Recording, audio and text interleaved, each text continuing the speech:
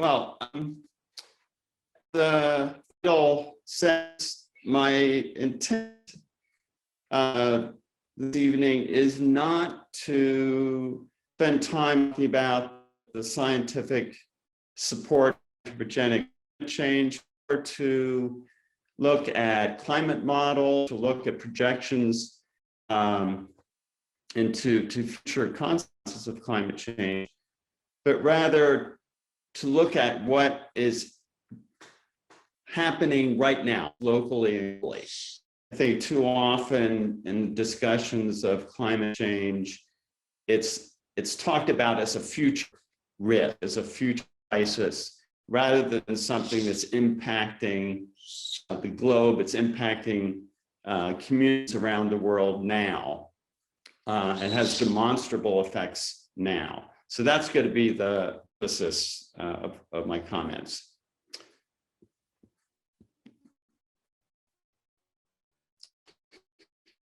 So just a couple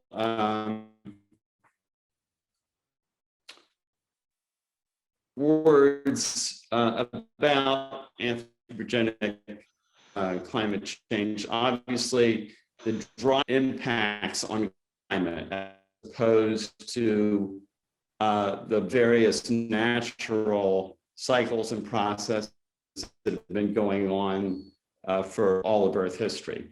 So these are uniquely human contributions to climate. And greenhouse gases, carbon dioxide and methane being the two big players. So for carbon dioxide, we're talking about the burning of fossil fuels. So the upper right hand is with coal is one of the just contribute to that, but all fossils. So oil, gas, all the various hydrocarbons are all involved in release that was actually stored in coal and gas and oil over millions of years, now being released in a generation. Another contributor to two is the loss of forests, particularly tropical forests, which both release CO2 and also reduces the forest cover, sequesters CO2. So it reduces how carbon is taken out of the atmosphere. Methane, variety of sources. I just two here. One is actually rice paddies, rice, which is grown over a very large portion of the world. The methane that's released from those anoxic marshes, wetland, is significant methane. Another is livestock, particularly feedlot cattle. So pasture cattle is big an issue. It's these dense feedlot cattle operations, grain-fed cattle, as you can see in the lower left, are a major source of methane. And if we look at the change in both methane CO2 over recent history, so over the last 1,000 years, on the right-hand side is the curve for CO2. And what we see is that the inflection point on that curve is quite pronounced and accelerated. It's kind of an exponential curve. And if you look at that vertical line right here, 1769, you want to know what happened in 1769.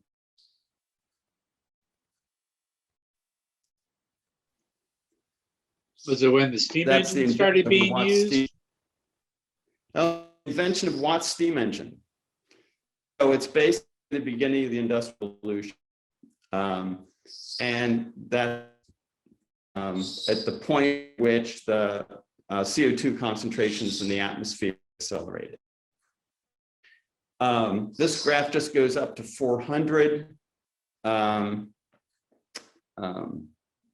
parts per million. That number is actually exceeded. We exceeded that. So now it's actually off the top of that scale. Left is methane, and the same kind of curve, about the same frame, acceleration in release of methane in connection with the Industrial Revolution. And there's a NOAA graph of global average temperatures for since 1800 to the present. And what you see here is it's a very pronounced increase, but it's not smooth. You know, it's noisy. And that's important to realize that we're always talking about trends, not year-to-year changes, but long-term decadal kind of trends.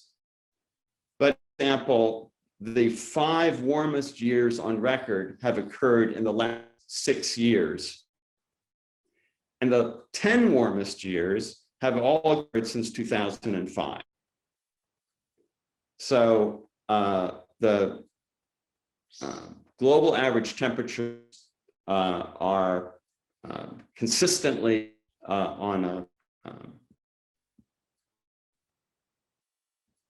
long-term scale, decadal scale, increasing, and that seems to be accelerating. So what's the consequences of this? First thing is ice, which you probably heard about. There's a consistent decrease in Arctic ice over the last number of decades. 2012, lowest extent, summer extent, sea ice Arctic. Last was the second on record. This has one important consequence in that the less sea ice there is, the less reflective the Arctic is. So that the more sea ice there is, the more sun's radiation is reflected back into space. So that has a cooling effect. So you reduce the amount of this bright, shiny ice, more of the sunlight attacks the oceans and absorbed and warms the Arctic oceans. So actually the Arctic is warming faster than any other place on the globe. And we'll talk about some consequences of that. It has impacts for Arctic wildlife.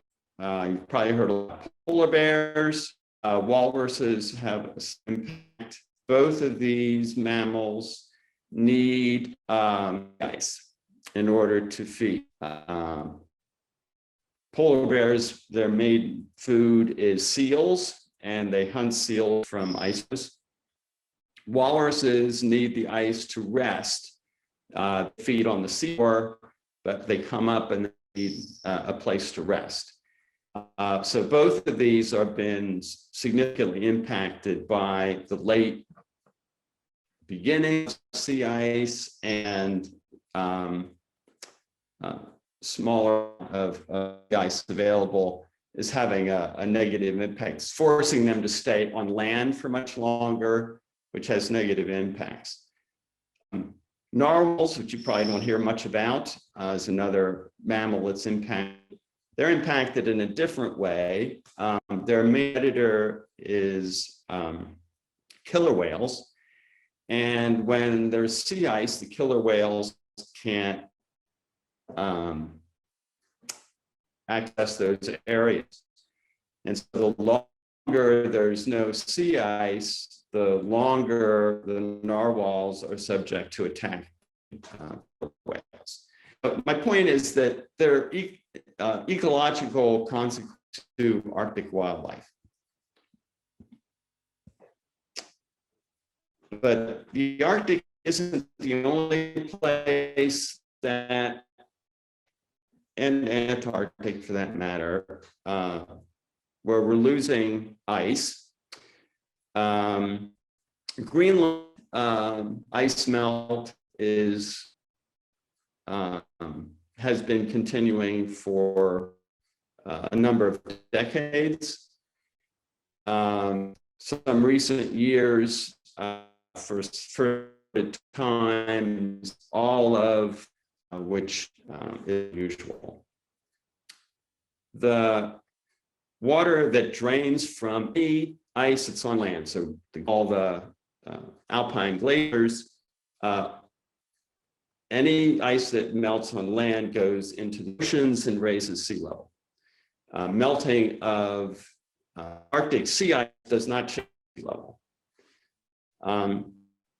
So we'll talk about sea level rise in a minute. Keith, could I jump in? This is Bruce. Your Yes. audio is choppy, and I don't know. I'm not sure. Does anyone know if Keith could stop his video but still keep screen sharing? Does that work?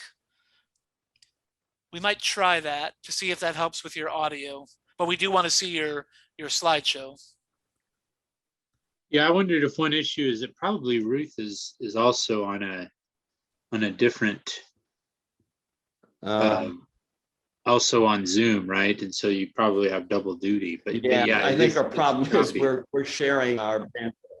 Could you try to stop your own video, Keith, and we'll see if it takes your slideshow away?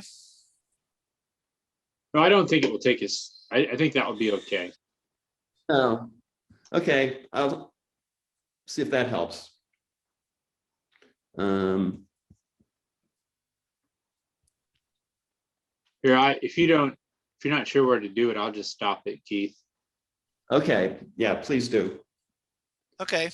Yeah, we do still have your slideshow, Keith. So let's see if that helps. Thank you.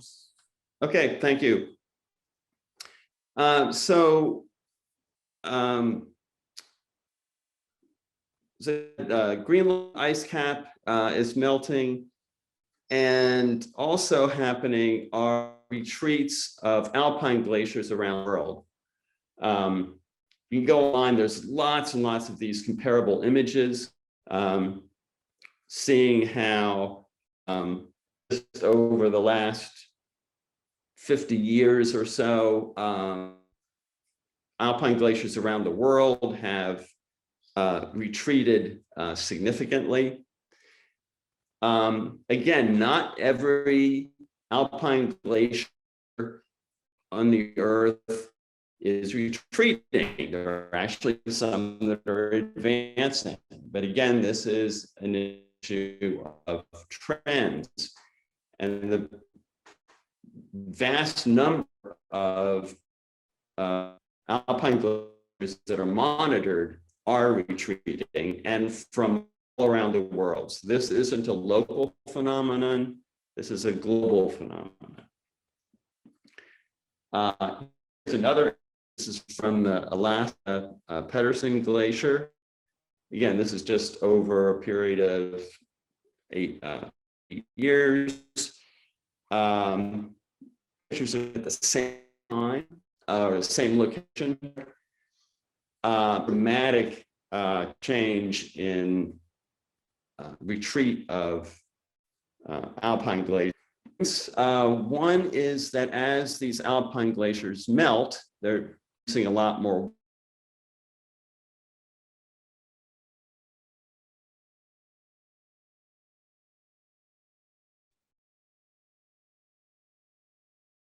Keith, we've lost your show and you're muted, it looks like.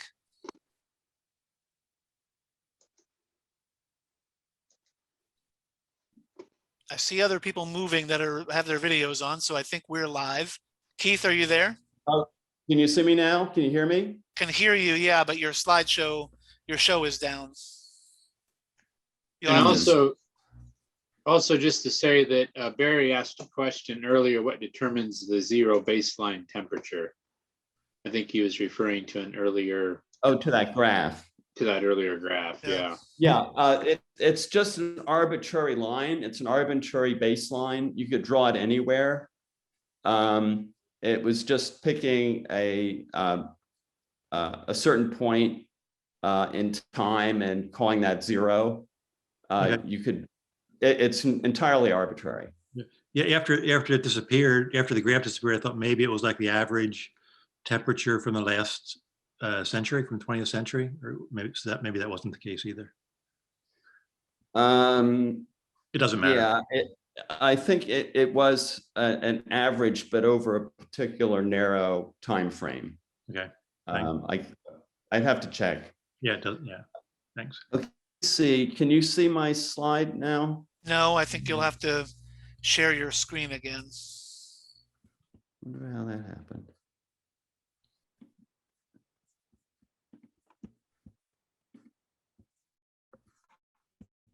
Okay, now we're back up. Okay, we good now? If you put it in show mode Right. or whatever, yep. Sorry about that. Yep. Okay, Yep, sorry about we're that. good. So one of the consequences of rapid melting of these glaciers is the danger of flooding from these glacial lakes. And this just happened just a few years ago in the Himalayas, where there's a glacial avalanche and melt event. It overwhelmed a glacial lake, which burst and destroyed 2 downstream dams and wiped out several communities. Again, themes here is that these events tend to impact smaller communities, low-income communities,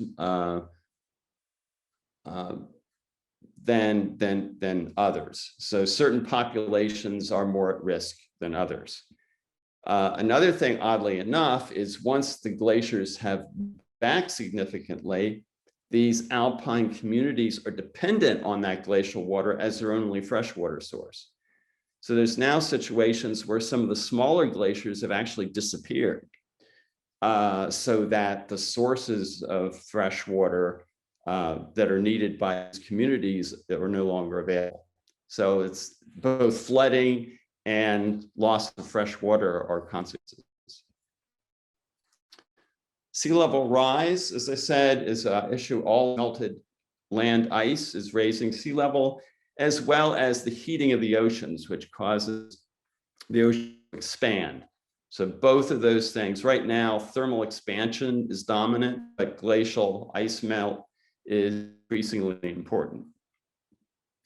And these amounts seem small, of sea level rise seems small, measured in centimeters, but they could be talking about a significant fraction of a meter by the end of the century, but even the smaller rises actually have impacts now. So as sea level rises, even small amounts, even just decimeters of sea level rise, affects coastal areas. So for example, storms become more impactful. More waves can more easily overcome barriers, can more easily flood coastal areas. It's a picture from 2020 in Massachusetts. And for example, from Superstorm Sandy, what are called storm surge floods from landfalling tropical storms. Again, the higher sea level is, the more these events become more frequent and more severe. So again, it's an issue of trends and increased risk over time. Small island nations like the Maldives, for example, island nations that are only a few feet above sea level are already experiencing the impacts of sea level rise. Alaska coastlines are eroding, in part because of sea level rise and also because of loss of sea ice, which before protected those coastal areas.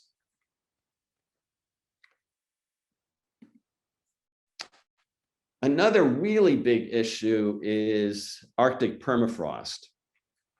And the illustration on the left shows the extent of permafrost in the Northern Hemisphere. It covers a very, very large geographic area. And that permafrost actually stores a lot of carbon. And carbon is mostly in the form of methane.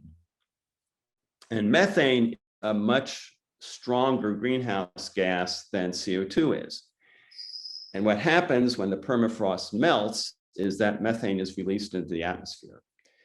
And this is what's called a positive feedback system. The climate warms, permafrost melts, permafrost releases methane, methane increases the global temperature, which increases the melting of permafrost, and it becomes a positive feedback cycle. And this is actually happening right now. These are pictures of permafrost melting, both in Canada and in Siberia. This is becoming a really big concern in Arctic environments, both for the environment and also for the human communities that live there. So what you're seeing are meltwater ponds. On the upper right is actively melting permafrost. Lower, it's called taiga, the forested Arctic. The trees are all bizarre angles is because the ground is melting underneath them and the trees lose their ability to hold upright and they falling over. And again, these things are happening now. This is Siberia. This is a huge area of permafrost melting. In Siberia, if you look at these images, for example, an image, right? I'm circling one of my cursor. You can see those are people, those are individuals. To get a scale for this, cliff is a couple hundred feet high. So this is a very, very large structure. And this is relatively new. These were first found only about 5 years ago. These are gas hydrate explosion craters, and this is in Siberia. This is from melting of permafrost, in which some of the ice is called a gas hydrate, which means it's not just frozen water, but frozen into that water is methane. So it's a methane ice. It's a methane water ice. And what's happening is these areas, mounds of buried ice are melting, and the gas is being released and explosively being released, forming these craters, which in some cases are over 100 feet wide and 100 feet deep. Again, you can see the individual here for scale. This is someone rappelling down into one of these openings. And they're actually concerned about the impact of these on Arctic communities. Permafrost damage in the Arctic is very real. It's a very real infrastructure problem, causing collapse of roads, erosion of banks. So again, affecting generally lower income communities.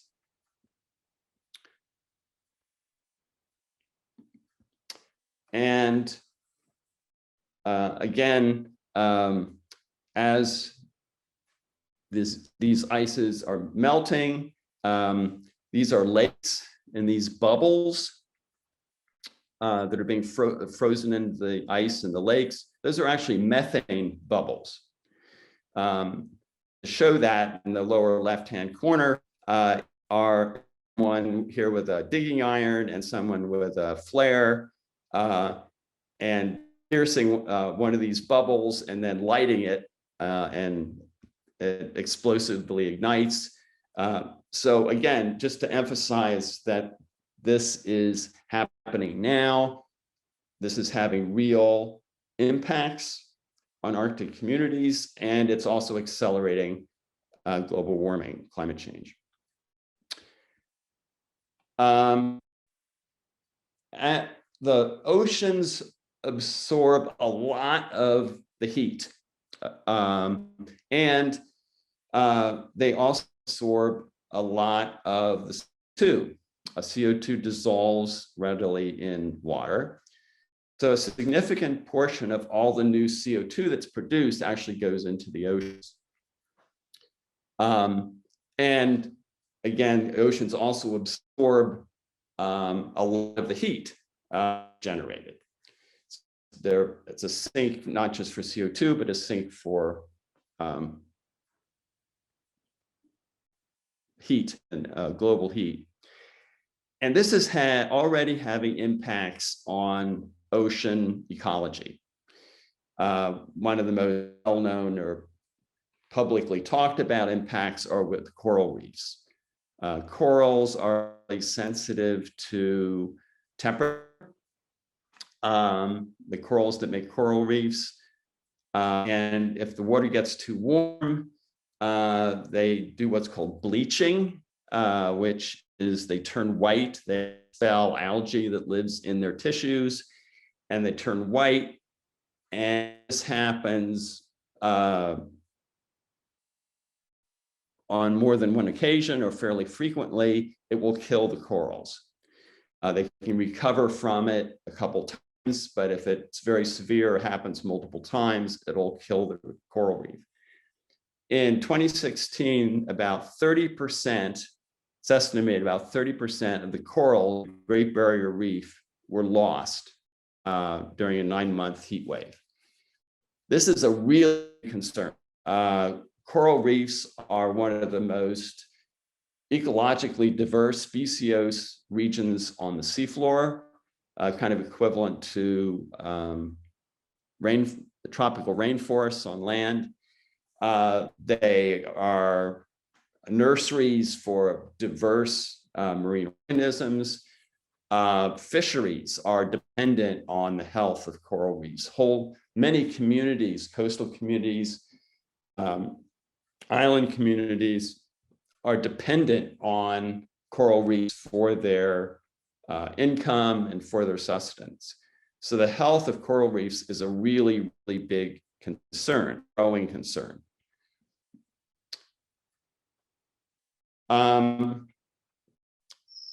As the temperature warms, the vegetation zones on the globe shift.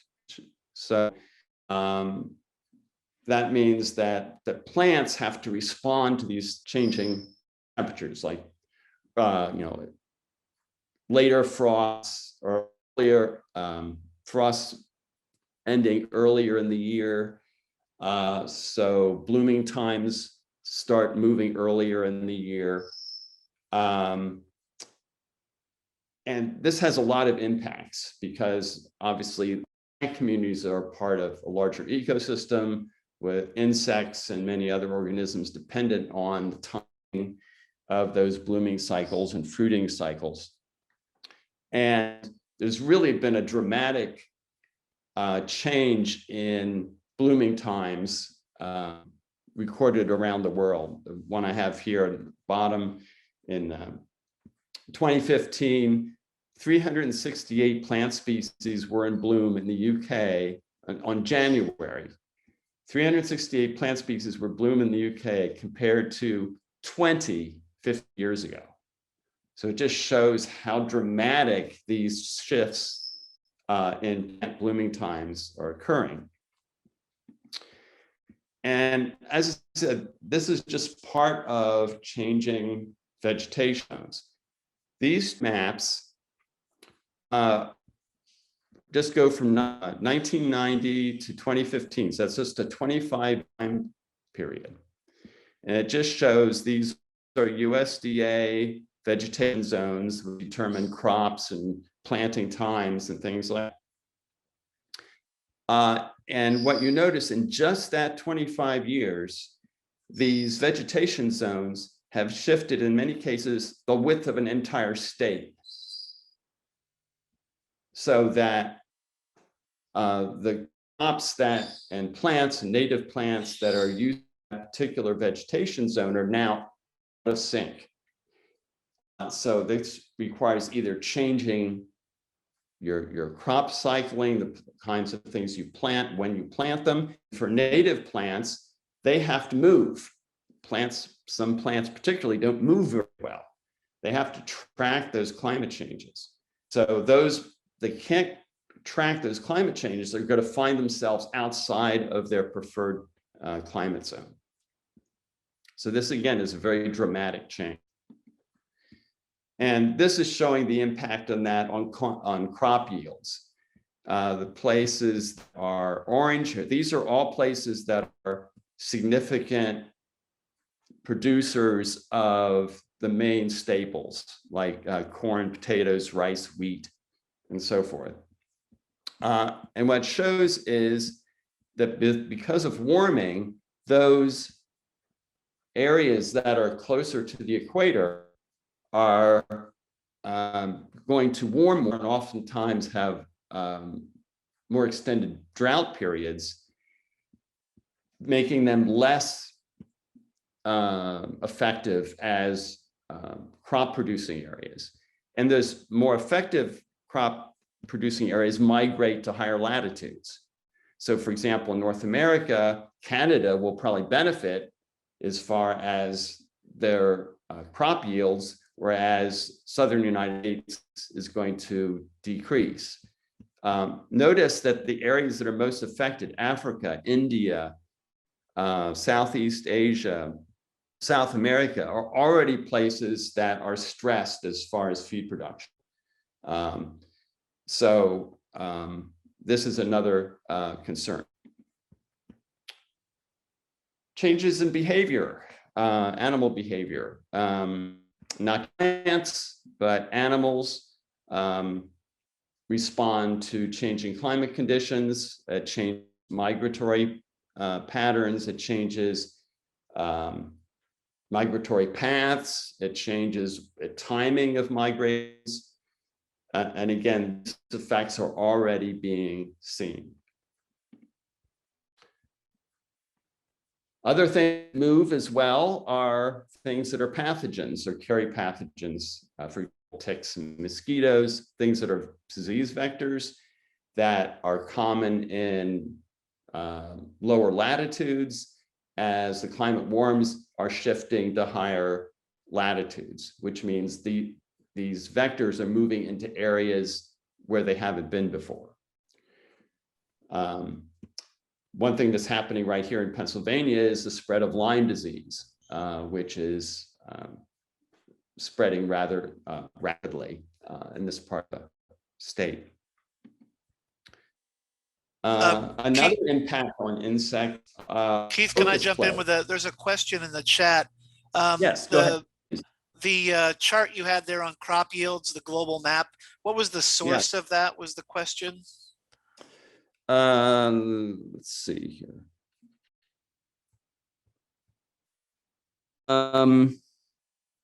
Yeah, I can,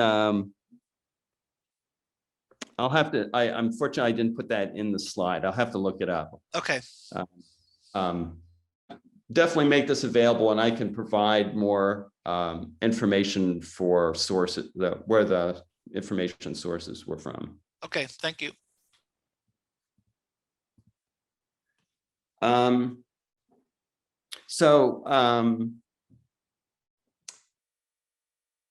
thing that's happening just now is a locust plague in East Africa and Arabia. And that locust plague was actually initiated by a couple very rare tropical storms that impacted Arabia. And storms are very rare, and there's been a number of them in recent years. So these are tropical storms occurring in places that are not typical. typically fairly dry coastlines. And what happened was that these tropical storms brought a lot of moisture to these semi-arid places, caused a burst in vegetation. And that produced conditions ideal for the development of a locust plague, which is now spreading through Arabia and East Africa. So again, kind of unexpected or not an anticipated consequences of climate change that are kind of not directly from climate change, but are being generated by things like changed weather patterns. Another kind of plague caused by climate change is the pine beetle infestation out west. If you go to the mountains, Rocky, you'll see huge areas that are all dead pine trees. And this is from a pine beetle. The pine beetle has been there all the time. It's not a new invasive pest. It's always been there. But because of the hot, dry summer, particularly mild winters, the larvae don't get killed over the winter. So in the spring, more beetles that survive the winter, and that causes an increase in their populations. So again, indirect consequence of climate change. Intensity of droughts, increase in the intensity of droughts. Again, droughts have been around as long as human civilization has, but their intensity, their length, and their frequency is increasing. This is an example of some droughts that are now both in South Africa and in East Africa and Somalia. Very severe, ongoing, long-term droughts. It's happening in the US. It's a map just from last month, showing that most of Western US is experiencing a long-term drought. It's been going on several years. You might be aware that a decade or so ago, there was another very long, intense drought in the West that finally broke for a few years, and then it came right back again. So again, these very long duration events and very significant impacts in the West and Southwest. One thing that's happened as a result of both unusual heat waves, more intense heat waves, and intensified droughts is fire. Pictures here on the left are from fires out west in California and Oregon and Washington. Again, fires have been around forever, but intense. They start earlier, they last long. On the right are some pictures from the current droughts. The lower right pictures from the Grand Canyon. Reservoir is at its, I think, at its lowest point since the reservoir was built. Australia has had major heat waves and droughts. Again, these have impacts again on the ecology. In fact, there's one, this is an illustration. This can even lead to endangered, the loss of endangered wildlife. In this case, this particular mammal is very localized, it's very endangered. Its area was swept by fire, and there's concern about whether that species will survive. Keith, there were a couple of comments here. One was whether the pine beetle impact might also lead to more intense forest fires, I guess because the trees are maybe Yes, dead and drier. Yeah. yes. And then someone wondered, you said Grand Canyon, they wondered if it was Glen Canyon that you were referring to there, but I don't know. Um, um, it's the upper dam on the Colorado in Grand Canyon. Okay. I think that might be Canyon Dam. Okay. And also just to check in, we have maybe about 10 minutes you'd have to go, and we have a bit of time then for questions at the end, if that works with what you have. Thank you. And fires are even now occurring in the Arctic. This is a picture of Siberia on the right, and also intensified fires in the Brazilian rainforest, which again is very important forest for capturing carbon.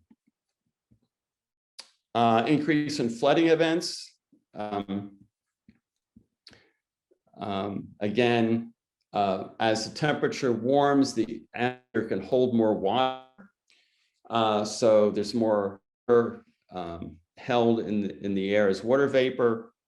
So when you have a storm, there's more water that can be released in a storm. So you can have more intense rainfall. So again, result is an increase in the number and intensity of flooding events.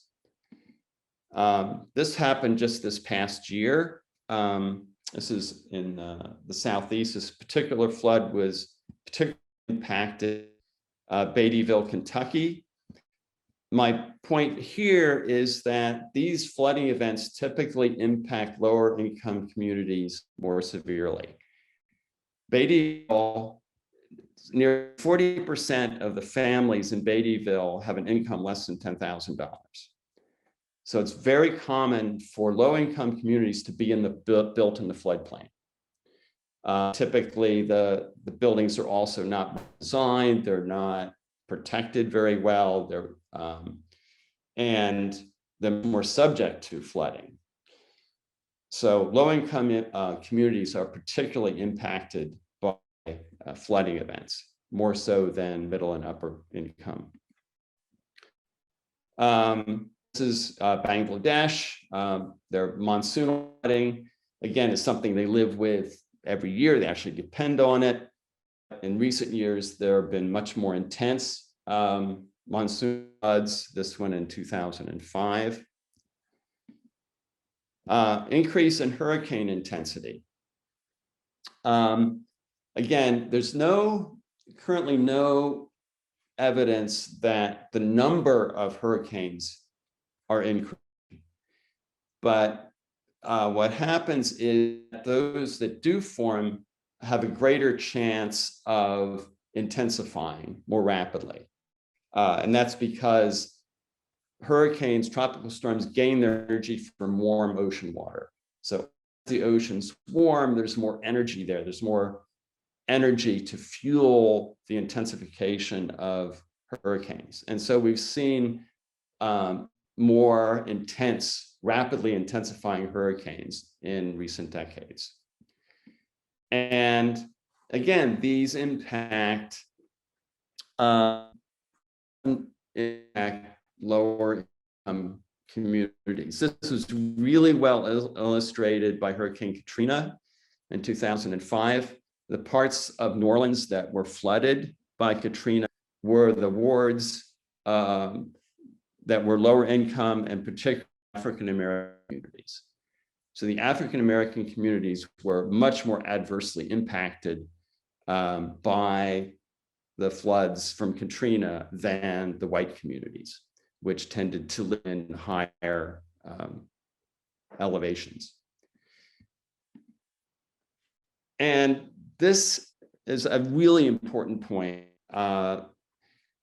Many in recent years, there have been a number of very powerful hurricanes that have impacted island nations and South America, particularly in 2020 in Honduras and Guatemala. These are pictures from consequences of those very powerful hurricanes. And it turns out that this has a direct impact to climate refugees coming to the US. Many of the Honduran and Guatemalan refugees who are trying to get into the US are there because this is what their homes look like. This is what their home communities look like. They have nothing. Their communities were completely destroyed and wiped out, and they had no place to go. And this is an example of climate refugee. And this is going to be an increasing problem globally as people are displaced by these events and seeking safety and seeking safe haven. This is from 2019. This is Hurricane Dorian in Bahamas. Again, the island nations have been very severely impacted by these events. And also the US, we've had US. So I think I will stop there and stop my sharing.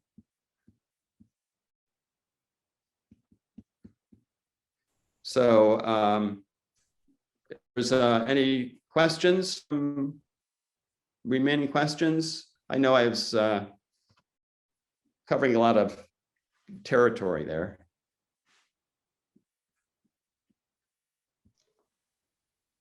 Well, and maybe speaking of territory, I'm curious, what are the most dramatic effects for Pennsylvania? Even, I don't know how much you know about Lancaster County as far as how is climate change going to impact that area the most? I don't have specifics other than many of the things that I've talked about are affect broad areas. For example, changing in blooming times, migration times, times that birds migrate. Those kinds of things are happening here as well as elsewhere. These are kind of hard, unless you pay really close attention to those kinds of events, it can be pretty invisible. But over time, those trends are going to have significant real life consequences as far as crops and native plants and native trees and birds and other ecologies that have to respond to those climate changes. We are seeing invasives, a lot of invasives that have moved in. Some brought, from overseas, but some that are just changing latitudes. Again, insect vectors move north as the climate shifts. So you're seeing changes in the movement of certain insects in particular are pretty mobile.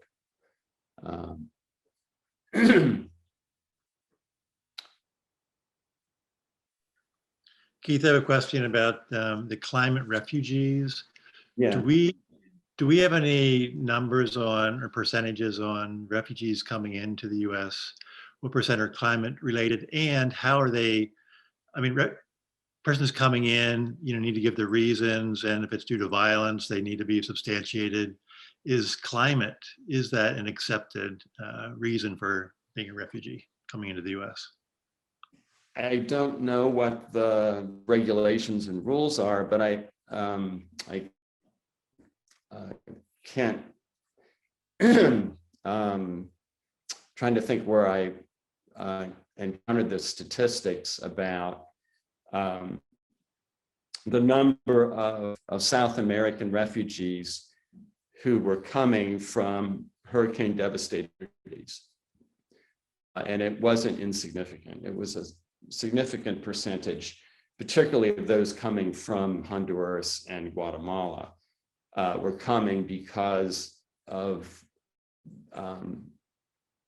their communities having been essentially destroyed by those hurricanes and having no other recourse.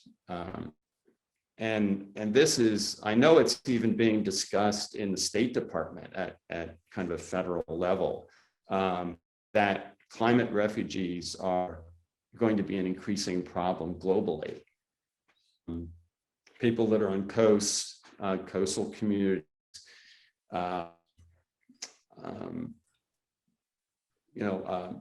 certain places are very vulnerable, like Bangladesh and Pakistan, for and sea level rise and things. And there are millions of people that are in locations that are facing risk, and those that can't adapt or those that can't adjust those changes are going to move and are moving. And so you're going to have more and more displacements of people, as well as people crossing political boundaries. So that's a real problem. Keith, you were talking about the intensity of storms kind of in unusual places. And I know there were 2 tropical storms that hit Mozambique in southeastern Africa in 2019, very close to each other, about a month apart. And they were considered the strongest storms ever recorded in the Southern Hemisphere in 2019. There's another comment here about connecting climate change to COVID. What can you tell us about the climate impacts of spreading viruses like COVID? Do you have any comment on that? I can't think of any impacts on COVID in particular, other than perhaps impacts on human behavior. But certainly other diseases, particularly that are, again, communicated by vectors like mosquitoes, malaria, dengue fever, these typical more tropical diseases are going to be increasingly and are increasingly being found in more northerly latitudes. In other words, those vectors, as those vectors move, the diseases they communicate move with them. But I can't think of COVID in particular being, I think of a connection there. Okay. There's also a question about, you talked about methane being released from the permafrost. Somebody said here that they heard a few years ago that there could be pathogens that could be released by the melting permafrost as well. Is that are you aware of that possibility or not?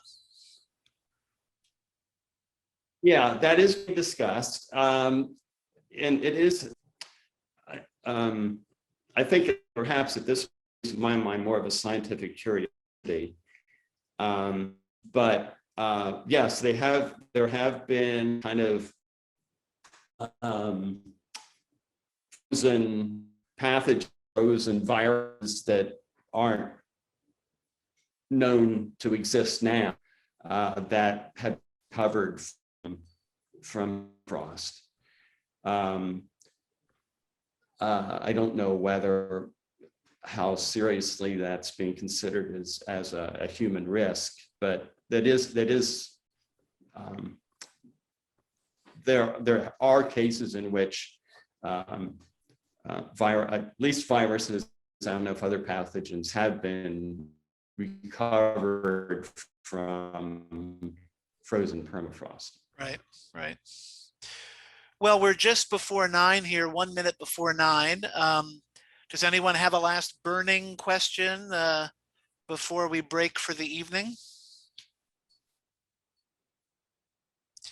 One of the things I have wondered about, Keith, is it's not really climate change, but it's kind of some of the things that are causing climate change, like deforestation. I think humankind is getting deeper and deeper into wild spaces, and whether that's encountering, humans are encountering pathogens and other things that they wouldn't have encountered before, some of those new kinds of vectors as well, maybe. But anyway, that's maybe a discussion for another time. But Keith, thank you so much for taking us around the world and through time on current and future impacts of climate change. And folks, we will gather tomorrow morning at 8:45 a.m. at the same link and continue these conversations and this learning and thinking about how we can have an impact, a positive impact going forward. So Keith, thank you again very much. And thank you everyone for joining this evening, and we'll see you in the morning. Thank you. Thank you. Thanks, Keith. Yep.